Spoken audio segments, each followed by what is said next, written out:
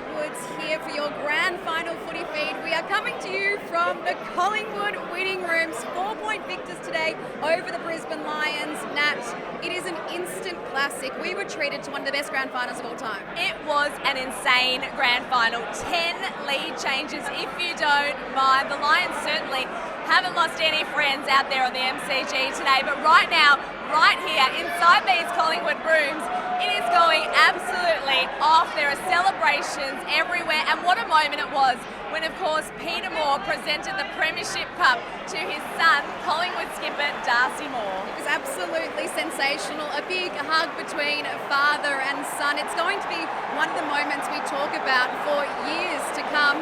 And how about when it comes to moments, the man of the moment in Bobby Hill, the Norm Smith medalist. When you think about his story, Nat, how he came here from the Giants, how he's overcome testicular cancer, what a worthy winner, but what an incredible performance. He was electric. He was so electric. He sparked them from the start. I mean, Nick Daicos kicked that first goal, Bobby Hill, though, the second.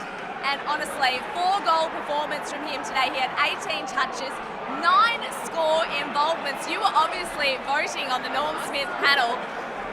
What did you love most about his game? I thought he was the fire starter. As he said, he had 9 score involvements, which was half of his disposal. So everything he touched turned to a score, essentially.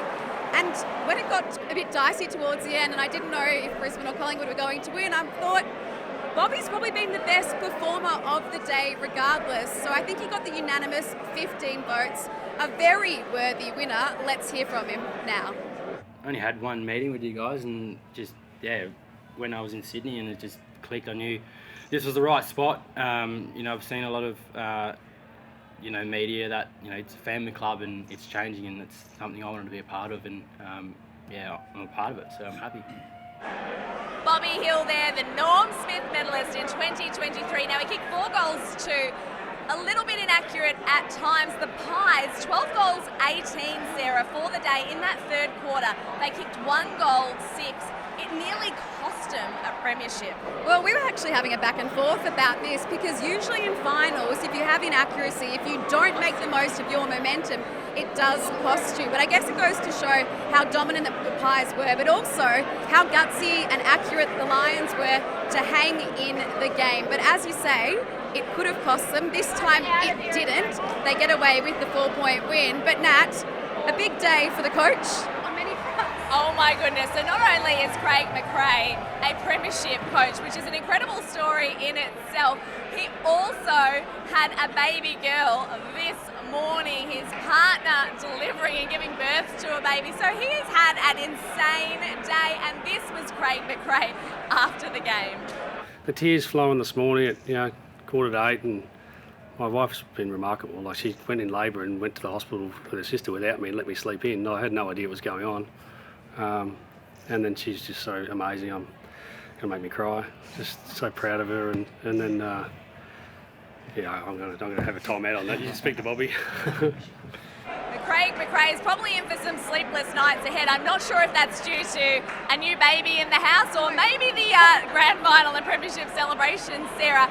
But 2 of the most popular players that have been circulating the rooms here, of course, Nick Daicos is one, Jack Ginnivan is the other. Nick Daicos, as we know, coming back into the preliminary final after missing 7 weeks or so with that broken leg. And Jack Ginnivan, what a controversial year he had as well with that strike, that drug strike, and to come back, he was the sub for the last couple of weeks.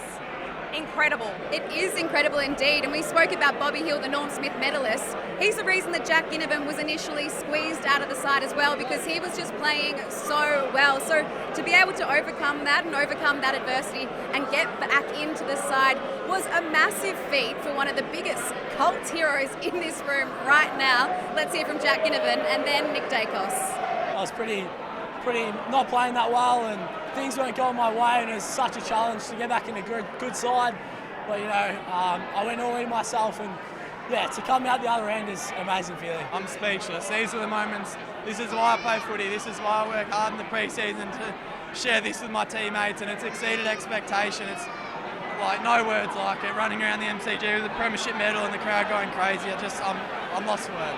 Now, of course, one of the more unusual storylines, Nat, revolves around a very tall man, a very tall American man, and you had the pleasure of speaking to him and his family. I refer to Mason Cox, who is now a premiership player.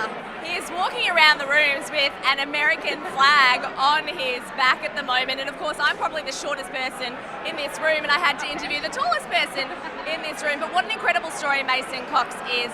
From Texas, he's come across, moved halfway across the world to pick up a sport that he had no idea about. Craig McRae is the man that taught him how to kick a football, Sarah, and they have such a close relationship. In fact, Mason Cox was very emotional when he talked about the impact that Craig McRae has had on his life to date and his football career.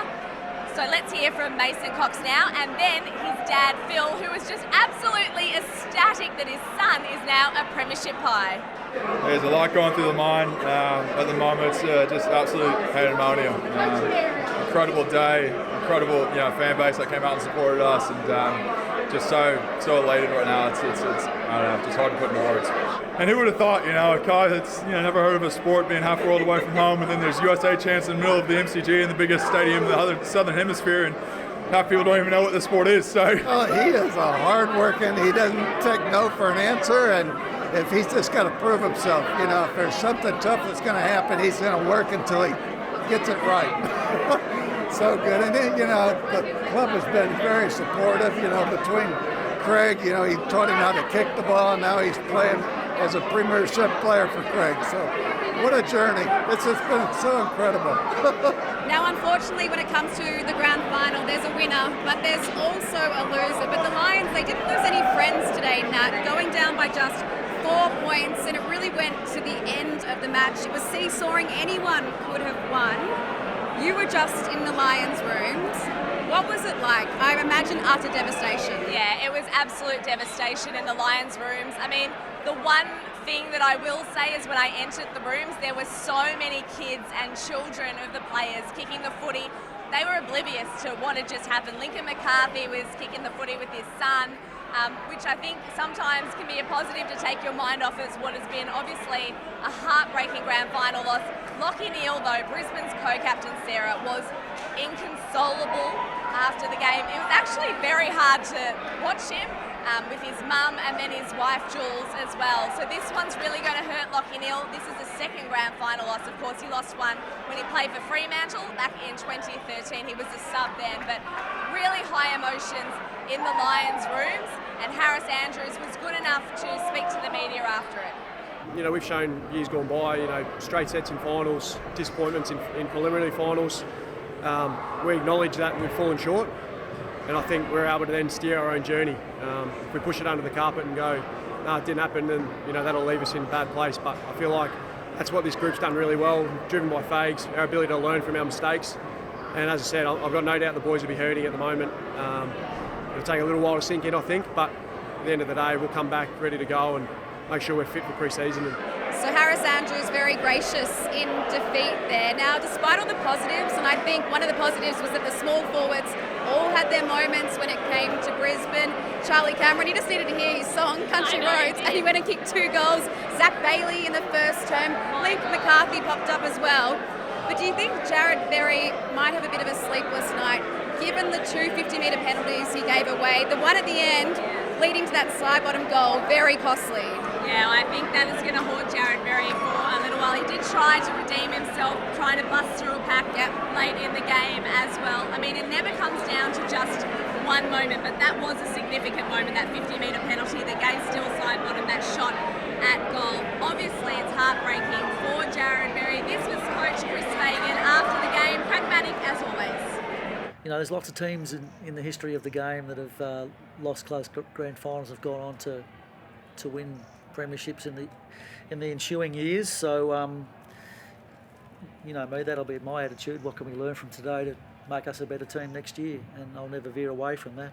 Chris Fagan there, and I think one thing is for sure, the Lions are going to be up there once again. We know through adversity, there's resilience in this group, and they'll be able to bounce back. That's what Harris Andrews was pretty confident about as well. But for now, we are in the Pies rooms, and it is still going absolutely off in here. The celebrations are going to continue long into the night and probably long into the next few weeks, Sarah. And I think long for all the fans that were here at the MCG today. 100,024 people, so a packed MCG crowd on what was a warm day, but didn't the football absolutely deliver? What a classic. One of the best grand finals I have seen in a very, very long time. Thank you so much for joining us on Footy Feed. We're going to have full interviews of the Daicos brothers and Mason Cox and Jack Innerman as well. Make sure you check out our full coverage on afl.com.au and the AFL Live app. Until next time, good night.